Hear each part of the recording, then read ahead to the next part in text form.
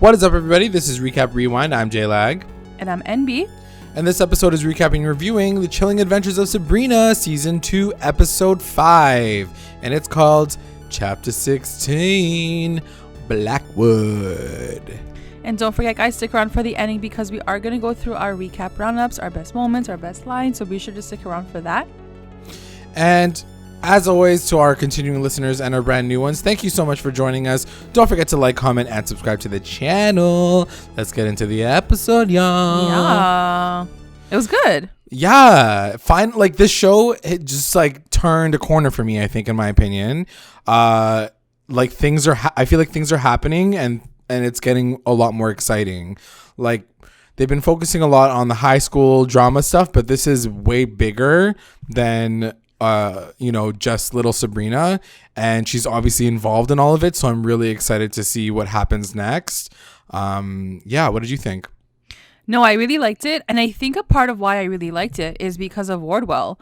Oh my god, her storyline is getting so good. Like, it's really good, and it's like almost overpowering like the other storylines. Yeah. And like, she's just really, I don't know, I just love watching her on screen.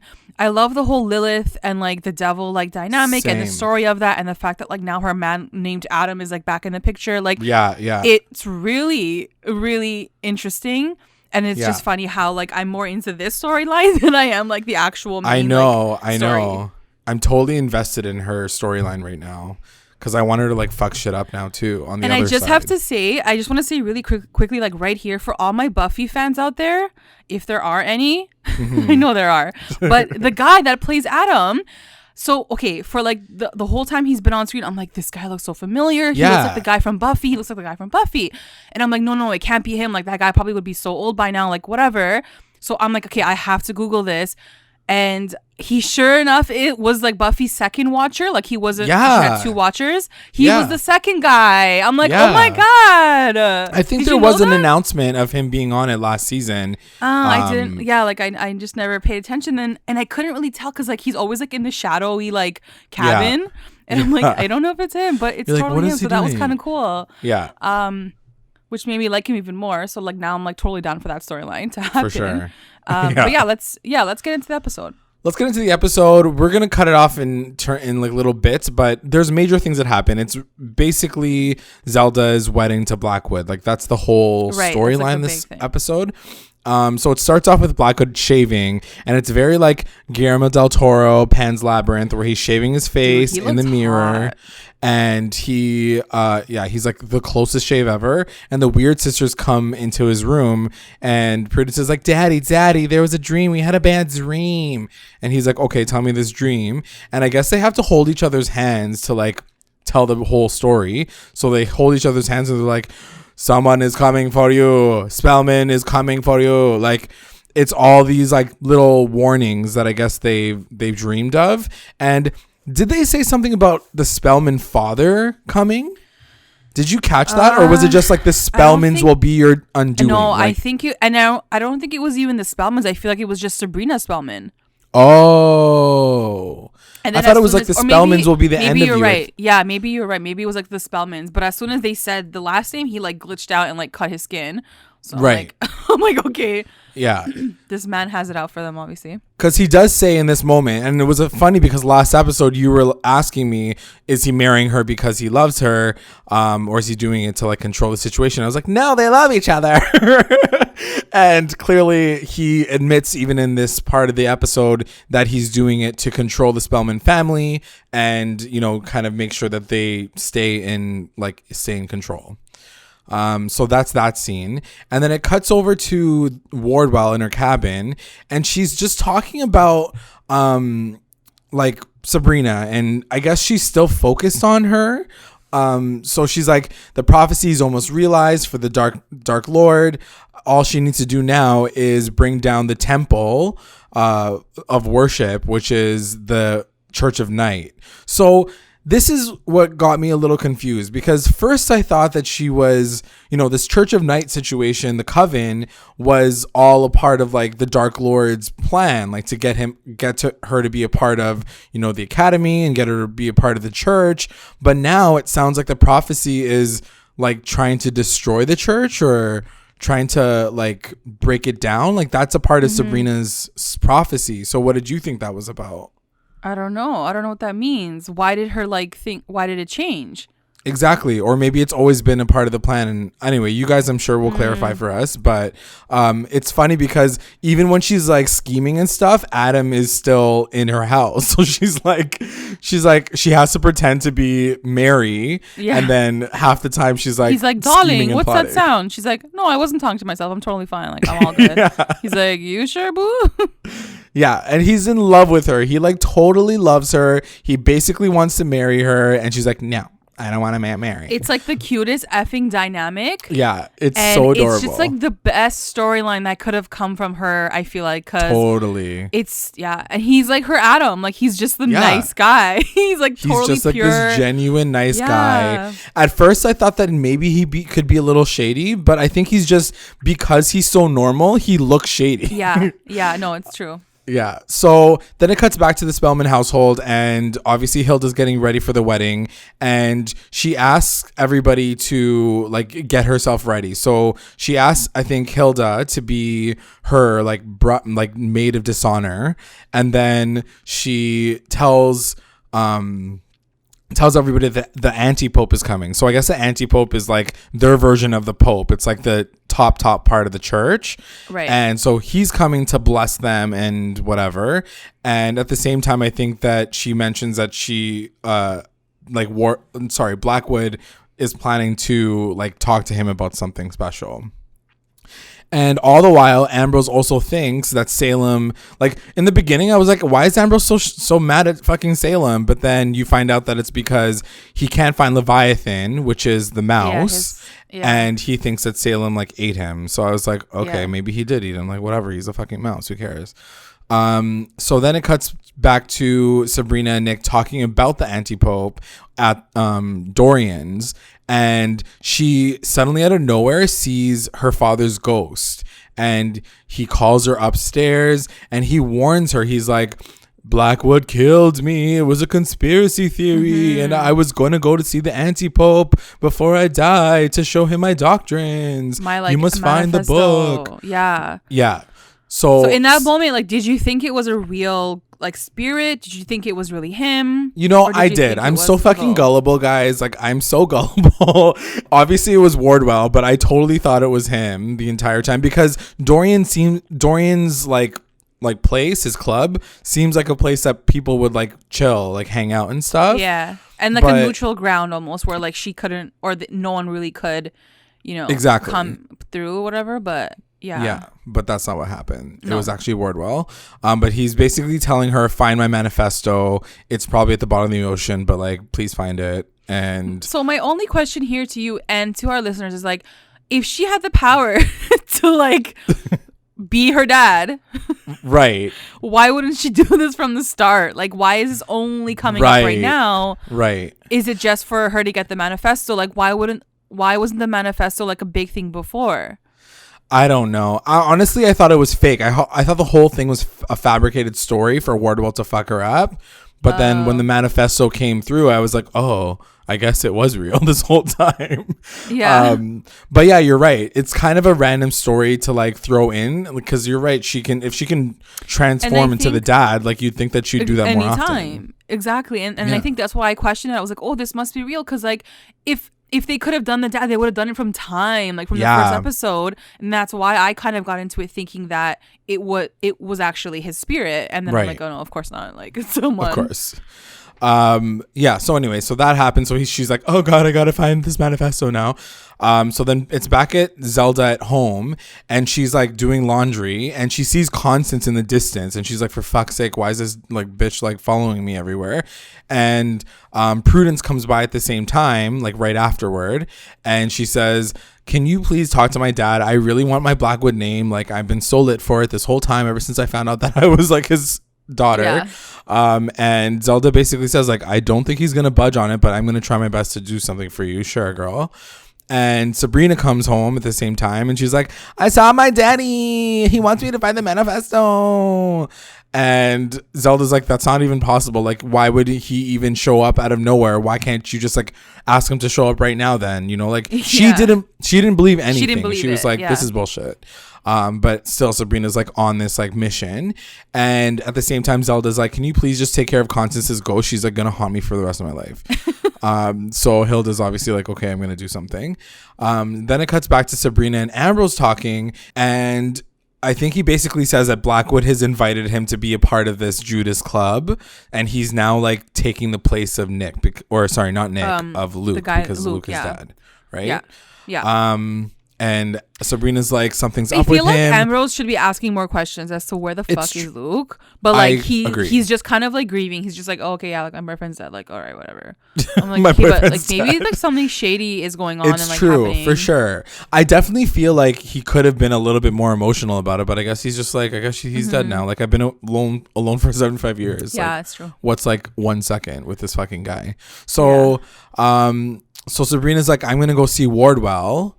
And so she goes to see Wardwell, and she tells like all this information, like, oh, your parents were going to Rome to give the manifesto, and she needs to retrieve the manifesto now at the bottom of the ocean. And of course, like, she's going to do it. So then it cuts back to Blackwood and Zelda, and she's talking about how Hilda, if she could like be non-excommunicated for the wedding at the very least. And then she was like, can Prudence get the name please? And then it cuts to another scene, but we find out later that like Prudence still don't got that name though.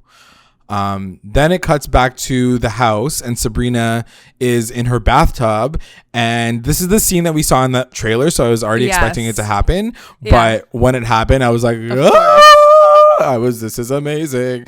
So basically, Nick just like comes out of nowhere from the tub of water.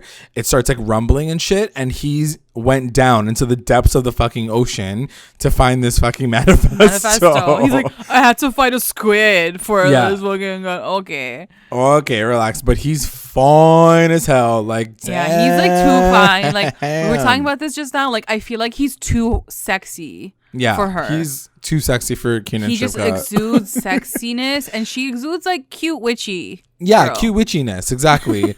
He's fucking hot, and like anyway, he like, comes out of this water. He has a manifesto. The one question that I have for you is, he studied like her dad's work, right? Yeah. Why did he never decide to find the manifesto? Maybe, I guess, because he didn't know about it before. Maybe he didn't know exactly where it was, and that way that he can't really search for it. But then, how does Wardwell know where it was? I guess she just like knew. She was like, they died in like the triangle of death or something. Oh, so, like the Bermuda Triangle or whatever. Right, because isn't she still claiming that like they were classmates or whatever? So like she probably did say like, oh yeah, we knew each other, we were buddies. Like the whole story when your dad died, like this is the whole situation. The one thing I will say is it's funny that like she didn't talk to her aunts about it a little bit more. Well, you know what I mean? Like, that's your fucking brother. They're talking like, you know, she's looking for her brother's manifesto. I guess the idea is also that like Sabrina's doing this like right when Zella's about to get married. So like they're already busy like doing like 10 million other things at this point. And she's already dismissing Sabrina anyway. She's like, get out of here. Like, you're already just up to some trouble. I'm not even going to help you right now. So yeah, I guess that it's funny that Wardwell always ends up becoming her like final conversation. Her go-to it's for all these things. Because I would think that at least Hilda would be helpful, but you're right. She's busy with a wedding. So then it cuts to Hilda taking care of Constance.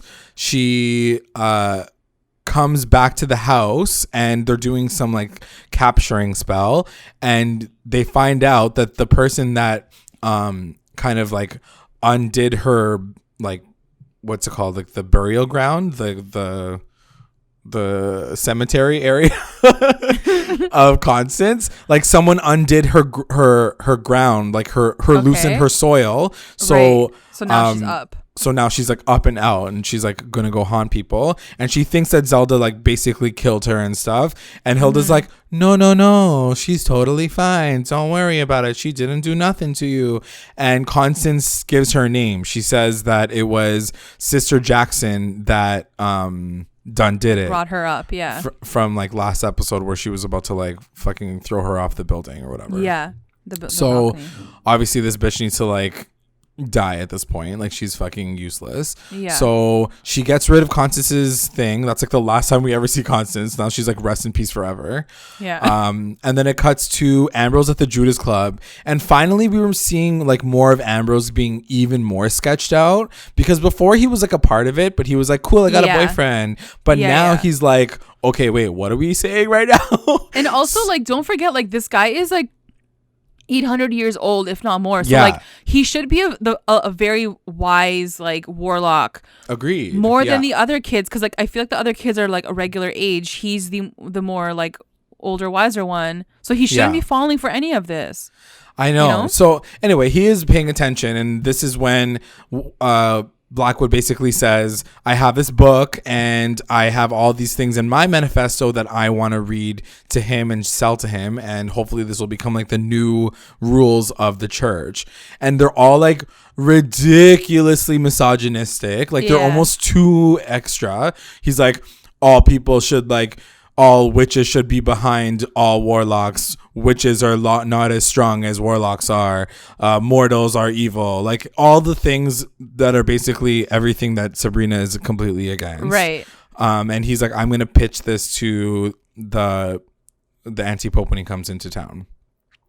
And so in this moment, he also goes to Ambrose and he says, I want you to guard the Antipope when he comes into town. Like, I want you to be one of his bodyguards. Mm-hmm. And Ambrose is like, okay, cool. But I didn't understand why he did that until obviously the very end of the episode. Right. Because I was like, there's no reason for him to like put that much trust into a family that he's already sketched out by. But we all know why it happens later. So then it cuts to Zelda asking Hilda to attend to her in case the Dark Lord comes like on the night of, and Hilda's like, okay, cool, but it's probably not gonna happen, but cool. And then they talk to Ambrose, so it's Sabrina and Nick, and they're like, okay, what's gonna happen? We want to present our manifesto now that we have it. And Ambrose is like, that's fine, but I also think that something's sketchy happening, so I can probably help you out. Like, I'm going to be guarding the Pope, so if you come through, then we can find a way to like get it to him. And they're like, okay, sick. Like, finally Ambrose is on the right side of history. He's like finally coming through for his family. We're like, cool, plan is set in place. It's obviously all gonna go to shit. So then the Antipope arrives, and he's like this old fart. Like, he looks like an old man. He doesn't seem to have any fucking powers whatsoever. And that's the one thing that I will say about the Antipope. Like, he seemed fucking useless this whole episode. Like, you would think that someone who is so important and so like at the top of the church, he would have way more power, but he didn't show any level of power. I was like, why does everybody follow these fucking high level people who don't have any like control over anything? So anyway, he walks in, he sees Sabrina right away. He's like, ooh, who's this sexy young woman? And he basically says like, nice to meet you. I knew your father. And Blackwood is like pissed off. He's like, get the fuck away from her. She's so evil. He's so transparent. And like, I love how like no one else notices his shadiness. Like, I know. And if you hate her that much, like, why the fuck? Anyway, I don't know. So he gets him to like go away, and then at the same time, Prudence like takes this moment. It was probably not the best moment to ask like your dad for this, but she like, as he's taking the Pope away, she's like, Daddy, can I please talk to you for a second? Can I have your name, please? And then he's like, no, I told you no. So it's like denial. And no, I think she talks to Zelda. She's like, can I have his name? And then that's it. She asks Zelda to like basically ask her dad for her. But I like, think she's at that trying point, like every avenue to get this guy to say yes. It ain't happening, boo boo. So then it cuts to a scene with Hilda talking to Shirley Jackson, the woman who cursed Zelda. And it was like one of my favorite scenes because Hilda plays this like innocent, like cool girl. And she's like, okay, I'm going to invite you over for like cook cookies and like Yeah. tea, and we're just gonna talk shit up. And then Shirley basically admits to everything. She's like, your sister's a bitch, like I fucking hate her. When she was in high school, she like always like had all like the best things, and she would always take the things away from me. She was such a bully. And then she tries to get Hilda on her side. She's like, yeah, don't you like hate the fact that she like kills you all the time, and like she always like does all this stuff to you? And Hilda's like, well, the thing is, even though she is kind of bitchy sometimes, she's still my sister, and I still love her. It was like a cute moment for her to like stand up for her sister. And she really was like the perfect like maid of dishonor, because like she basically had to like help Zelda the entire episode, and it wasn't about her at all. It was all about Zelda and like kind of picking up like the pieces for her. And she was so effing cute. Yeah, she was basically like, we're gonna spill the tea, but like I'm gonna like kill you basically. So she literally kills her. She like puts like some poison in the cookies and kills her, because the Shirley basically says like, I'm not gonna stop, like I fucking hate your I hate your sister. Yeah. And so she's dead now, I guess, like officially. Like that was pretty quick.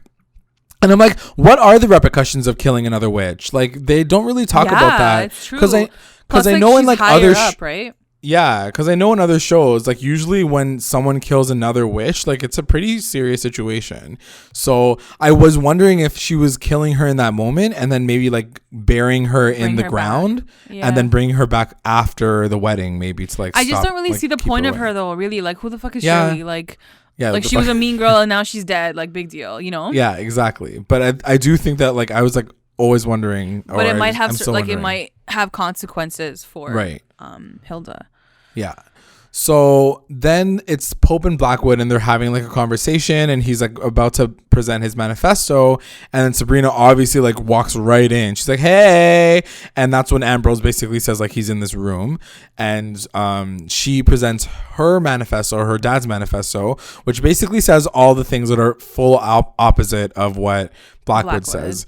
Like his says like mortals should be together with witches and warlocks, and there should be more equality between warlocks and witches. So she puts it down, and the Pope is like, honestly, this is a great idea. I really respected your dad. I'm gonna check it out. I was like, wow. I was like, at least he's not like a misogynist too. You know what I mean? Like, because he could be such a douchebag too. No, for sure. He was pretty fair, and you can tell he was like lit on Edward. It's just funny how it took this long for someone to fucking find this guy's manifesto. Like that's the funniest part. I know, like, Anyway, so they take it away, and Blackwood's like freaking out at this point. He's like, fuck, what am I gonna do now? And so quickly it cuts back to Wardwell and Adam once again talks about like being married and getting together, because this is like the wedding episode or whatever. And Wardwell's like, I don't see the point of getting married, like it's just like sounds so fucking tragic. And it was so sweet. It was like one of my favorite moments as well, when she starts like breaking down about the Dark Lord, like without saying obviously that like it was terrible. He's like he treated me bad, like treated me like shit, because he's like told me and put, it sounds like because he's like, it sounds like this is all coming from a really like angry place. Like you're saying all these things about marriage because you were hurt in the past. And he's like, it doesn't matter what happens between us. Like I still love you. I'm always going to love you. I was like, whoa. Holy, like she's trying to push him away, and he's like, no. He's like, I'm always going to be here. Like he like broke through like Wardwell and so like the fake Wardwell. It was so cute. Yeah. And so I was like, wow, I'm so down for the storyline. And then Sabrina and Nick come home, and they're like sick, like nobody's home, like let's have sex. So they start making out on the bed, whatever. Yeah. And so at this point, I just want to ask, like, how do you feel about their chemistry? I think they have good chemistry, honestly, but I think it's mostly coming from him because he's got a good energy. Why do you think that they don't have any chemistry? I don't know. Say no. I feel like with her and Harvey, like I liked watching her and Harvey more on screen together. Sure. I don't know why. Like, I feel like I'm missing something when I'm watching her and Nick. Like, it's almost like they don't fit. But well, for me, I think it's just because they don't have a lot of history together, right? Like Harvey and Sabrina had That's so much true. history. They were like childhood friends and whatever. But with this guy, he comes out of nowhere and he's magical. So it's like this whole new world and exploring like a whole new dick. You know what I mean? Like it's a but whole like new experience. even or- like with Buffy and Angel, it was like, oh my god, like Angel's like Right. new and like he's a vampire and like, oh my, like there was a hotness to that. Sure. But I don't know. I guess I'm not feeling maybe like the two of them together as actors. Oh, maybe. interesting. I didn't Kiernan and catch him. Like it. I don't know. I think It's that just, they're like, great together, but I get what you're I don't know. saying. Maybe for it's sure. just me. So then it cuts to Blackwood and he's like, fuck, this plan is going to go wrong. I have a plan B. And we found out the plan B later. And then it cuts to Wardwell and the Dark Lord pays her a fucking visit. He's like, knock, knock, bitch. I'm your man. She's like, oh. And Like so right he when basically... she thought she was going to have happiness. He's like, you're my bitch, bitch. I know. So mean. So he basically says like, you belong to me. Get rid of the mortal. He's distracting you. Yeah. And then she was like, don't worry. I will do it. It's literally like watching an abusive relationship. It's so sad to watch. It's so fucked up to watch it in this And context. like he's 'cause not even hot. Like he looks like a monster. he's just really powerful. So yeah, it's just like, it's so fucked to see the transition of this storyline because we saw the history of it last episode, or was it a couple episodes ago? With The play, and now it's kind of turned into this thing where you can see their history and how dysfunctional the relationship is and where it all comes from. And now that she has like a new voice and a new man, she's starting to feel like more equal to him. And the Dark Lord's like, no, you're like down here and I'm up here. You're always going to be down there and you can't have anything. Like, because you're a bitch and I hate you. Anyway, it's just like hard to watch because it's literally a fucking abusive relationship. Yeah. So then it's Zelda and Hilda and everything kind of happens at the same time. So Zelda is chilling in her room and Hilda's hanging out with her and she's like, just wait with me. If the Dark Lord shows up, maybe he'll show up. So what was the whole purpose of this night? Like, was he just going to come and visit her or was he going to come to like fuck her? I think it's the idea of like that he's gonna like have sex with her. like actually like that. I think so. Or like talk to her about her dreams and wishes. Yeah, like, I don't know. Like honestly. I would just think he's gonna come and like bless her or like be like, you're so evil now. Like amazing. Maybe. No, but the way the room was set up was like a fucking sex room. Like that shit was like silk sheets. Like Zelda was like dressed up. Yeah. And then like even like it was so weird because like she's like, oh, he's not coming. Like, he's not going to come and see me tonight. Like, whatever. Right. And then it's like, knock, knock, bitch. And, like, he comes in. Like, every time he makes an entrance, it's like red smoke and like spotlight. He fully and then rolls Hilda's in. like Zelda's back his face to him. Yeah. And Hilda's like, he's here now. And then she's like... Yeah, she like kneels down. She gets like, on his like dick level, and she's like ready to go. She like basically bent over. Like she didn't bend over, but like she wasn't facing him. I'm like, what is about to happen? What's happening? And Hilda, where are you going? You need to stay with your sister. Like she's like, I'm gonna leave you guys too. This is a private moment, no, so I'm gonna go. Don't leave her. Why are you? Why? Yeah. I don't know. What was supposed to happen? I don't know. So he's like slowly walking toward her, and then all the while, Prudence goes to visit Blackwood in his room, and she's like about to kill this motherfucker. She's so pissed that she didn't get that Blackwood name that she's like, fuck you, ho, I'ma kill you now. Yeah. So she's about to kill him, and then he wakes up in like the last moment. He's like, Prudence, and she's like, you fucking asshole. And I really thought that she was gonna like go off. I was like, damn, I'm down for the storyline. I'm down, yeah. And then they hear like a scream. Right. And then right in that they both moment, like have to run essentially. Yeah. So essentially, like that whole situation gets broken up. The Dark Lord literally like dips. He's like, bye, I'm leaving now. So like, Zelda doesn't even get to like have her moment with him. And then like, or whatever it might have been.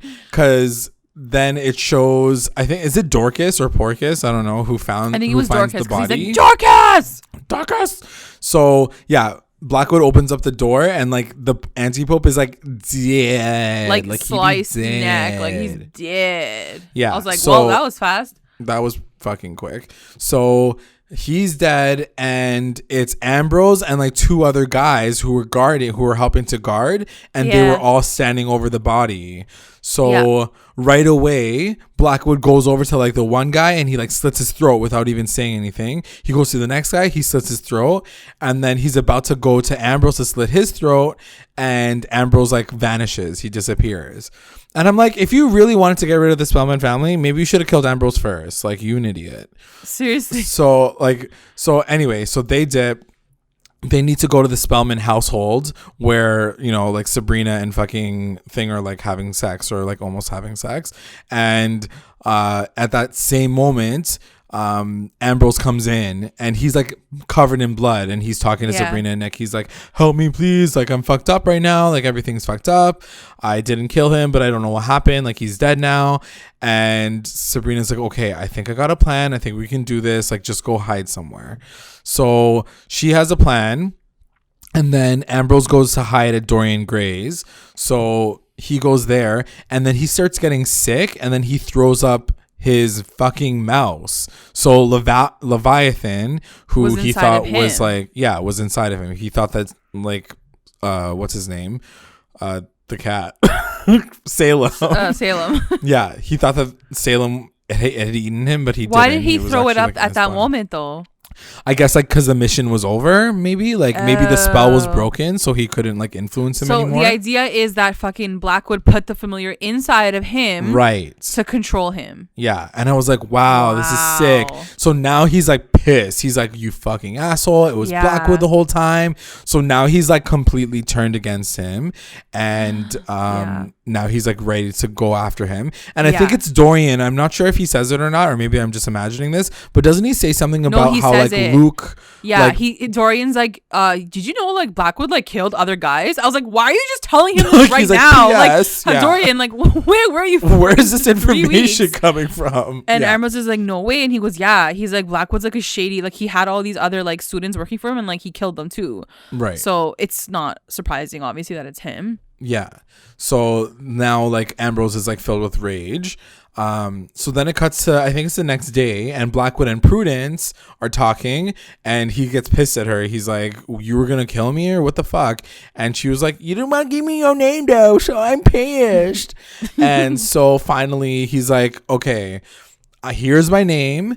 And then she gets so happy. He's like, now you have to like protect me and shit. So basically like now she's under his control. Yeah. And he's like, now you gotta like help me find out like where everybody is and like be my person. Which I'm like, if that's all she wanted, you could have done that from the get-go. Oh like my this God, bitch was like ready to like Seriously. help you from the beginning. Was it that big of a deal? Holy shit. So anyway, I am glad that it waited until this moment, because I really liked Prudence, and then this episode, like she turned into a total raging crazy person. So now I'm sad, like she's on the dark side. So anyway, she's like now gonna protect Blackwood, and then it's the wedding, but then it's also the funeral at the same time. So like it's like both of them are happening at the same time, because the Pope is now dead, and it's so gross and weird. It's like, it's not the Pope, it's like a doll of the Pope hanging over the temple. Like it's so weird. It was like some weird like doll version of the Pope.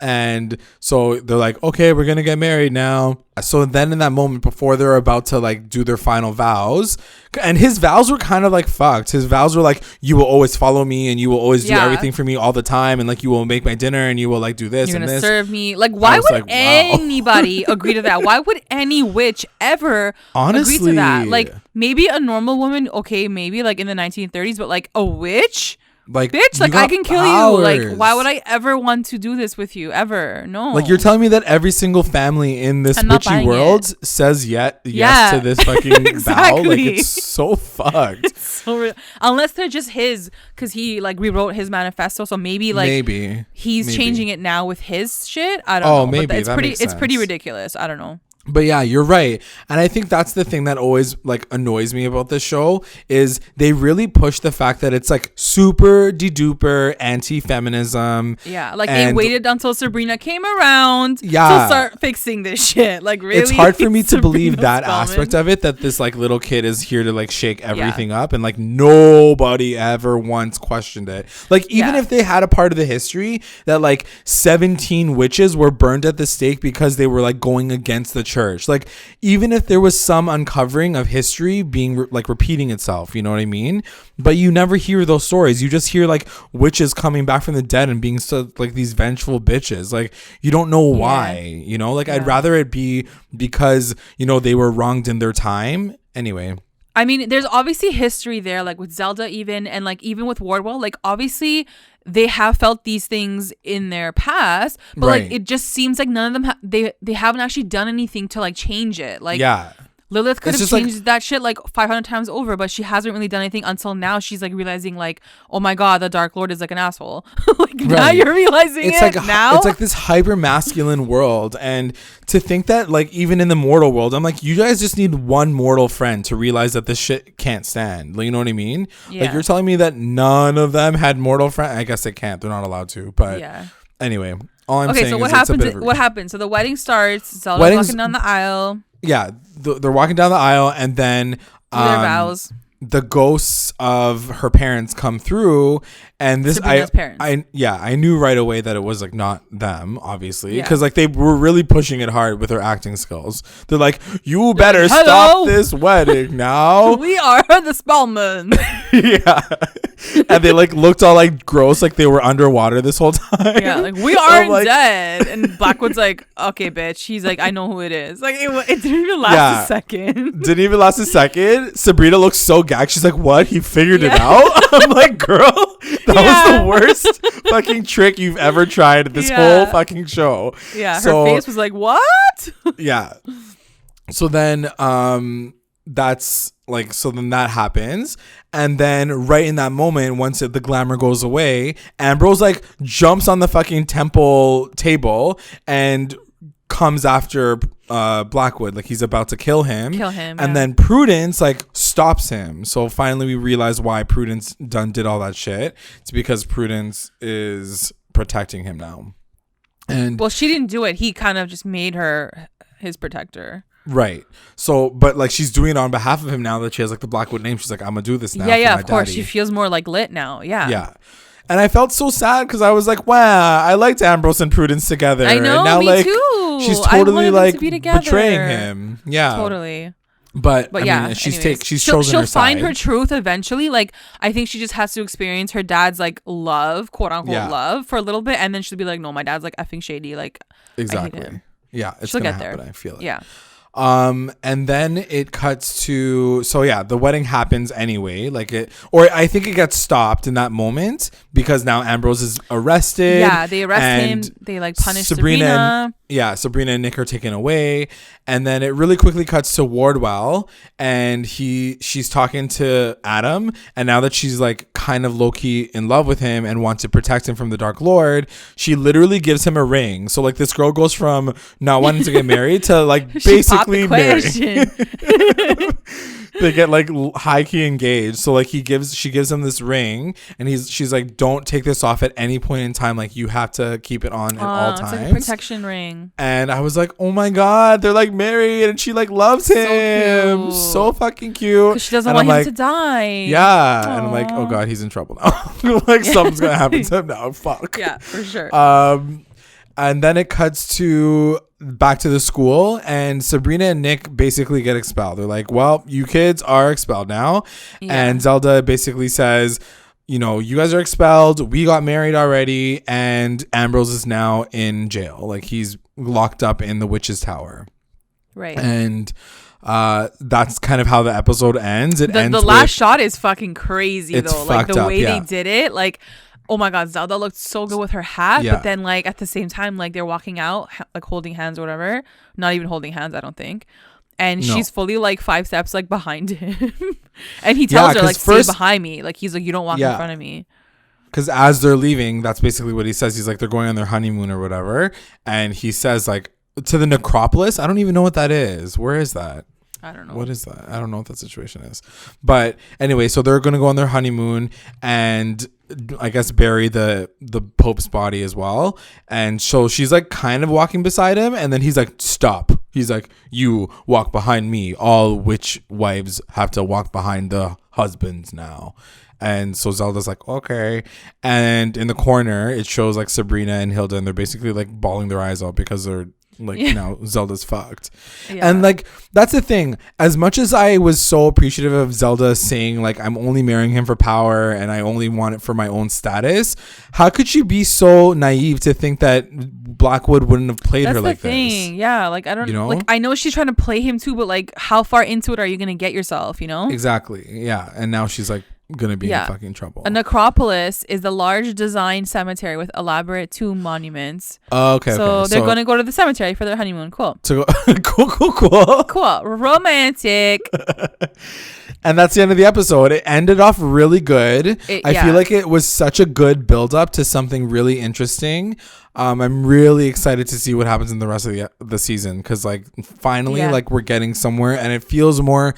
I think you know what it is. I feel like it's more adult. Like they're not dealing with the teenage drama stuff. They're really dealing with like the church and shit's gonna go down. And I will say this. I'm really looking forward to seeing Sabrina basically like tear shit up in the old school church and like basically killed Blackwood.